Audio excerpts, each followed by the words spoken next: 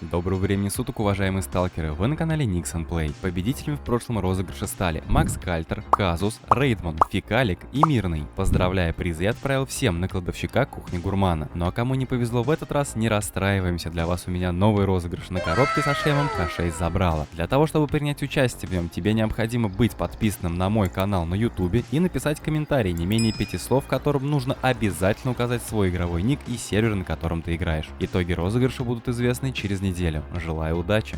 В этом видео ты узнаешь, какие предметы нужно продавать в группировке чистилища за очки торговли и что покупать на полученные очки торговли, чтобы извлечь какую-никакую выгоду. Приготовься, в этом видео будет очень много расчетов. Советую взять листочек с ручкой и все записывать. Желаю приятного аппетита всем, кто кушает. Да, кстати, ребят, хотел порекомендовать один очень интересный РП проект.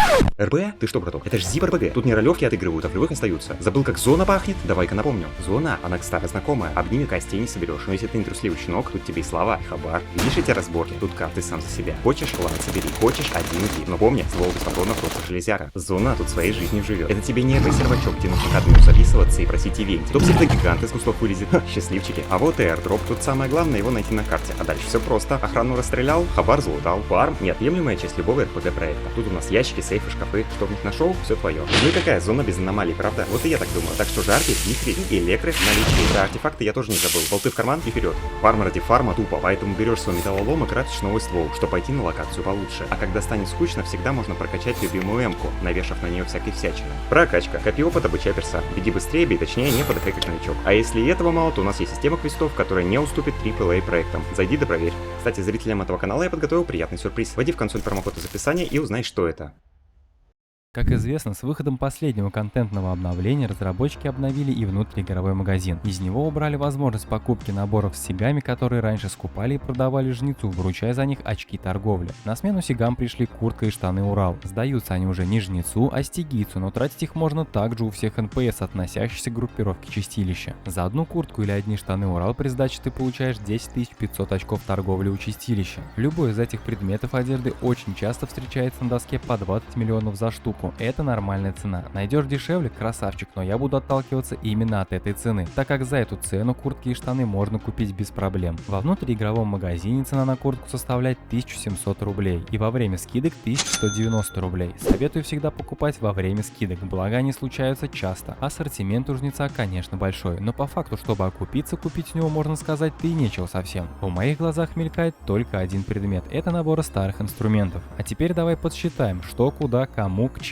и почему. Если закупать на перепродажу набора старых инструментов, то получается: покупка куртки Урал — это 20 миллионов, продаю стигийцу, получаю 10 500 очков торговли и 150 тысяч рублей. То есть получается, я вернул 150 тысяч рублей, и по затратам выходит 19 миллионов 850 тысяч рублей. Далее на все вырученные очки торговли закупаю наборы старых инструментов у жнеца. На 10,5 тысяч очков торговли выходит 52 набора. Также в закупе один набор старых инструментов стоит 110 820 рублей. 52 умножая на 110 820 и выходит на 5 миллионов 762 640 рублей. Эту сумму я прибавляю к затратам, итого выходит 25 миллионов 612 640 рублей затрат. Допустим, что каким-то чудесным способом я донес 52 набора до деревни Гурмана, либо до радиовышки. Во втором случае они тоже продадутся, но по времени это будет немного дольше. Итак, торгуются эти наборы по 500-550 тысяч за штуку. Если продать все 52 набора по 550 тысяч, то я получу 28 миллионов 600 тысяч рублей. Отнимаем от этой суммы наши затраты, и чистая прибыль составляет 2 миллиона 987 тысяч 360 рублей. Это почти 3 миллиона. Но, к сожалению, чаще всего люди продают наборы, которые добыли с квестов, по 500 тысяч рублей. Поэтому, чтобы продать по 550, тебе придется подождать щедрого человека, который решил замодить себе автомат, и ему срочно понадобится тонна этих наборов. И таких хватает, я хочу сказать.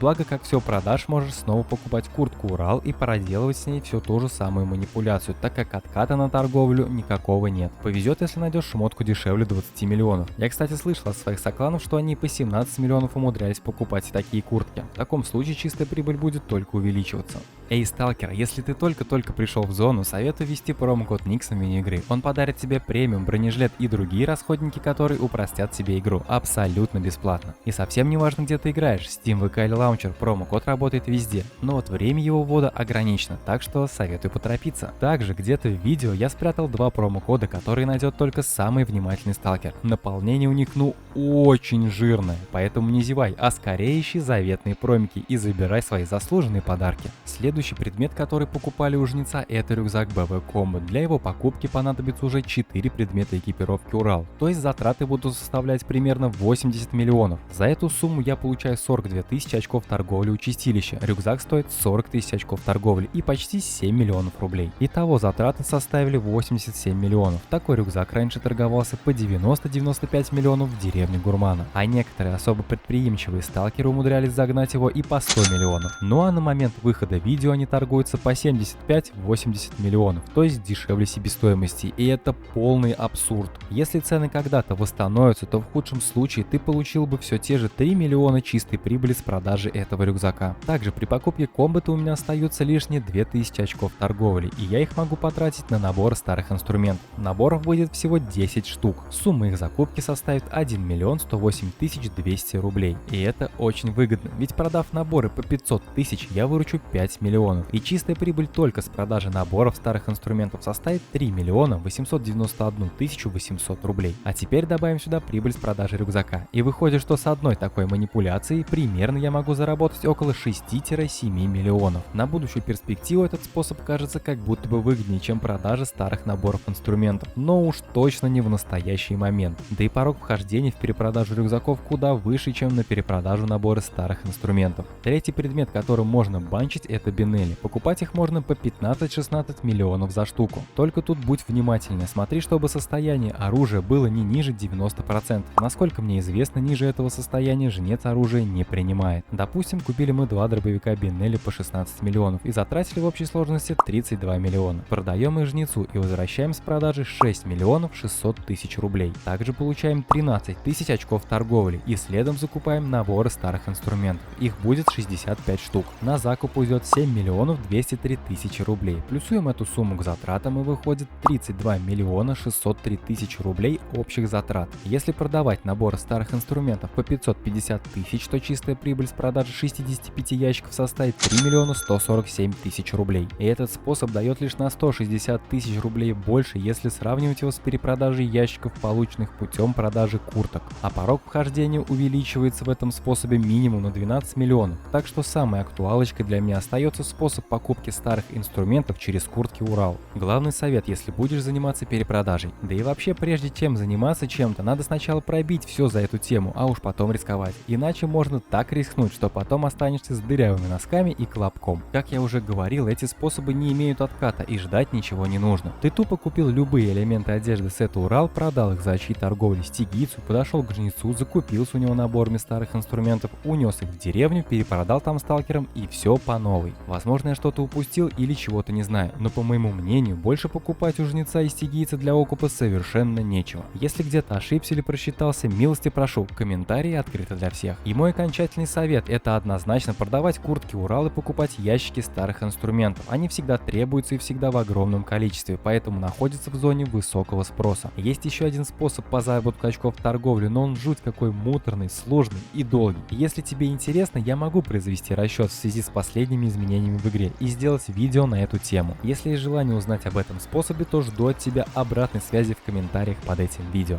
Для того, чтобы фармить на перепродаже, нужно сначала вложиться, а для того, чтобы вложиться, необходимо, чтобы было что вкладывать, правильно? На моем канале уйма роликов про фарм, уверен, ты найдешь себе подходящий. Ну а на этой прекрасной ноте я вынужден закончить свой рассказ, а ты не забудь подписаться на канал и написать комментарий. Я очень старался, и это будет лучшей благодарность за мой труд. До скорых встреч в зоне, брат Сталкер. Удачной охоты, сталкер.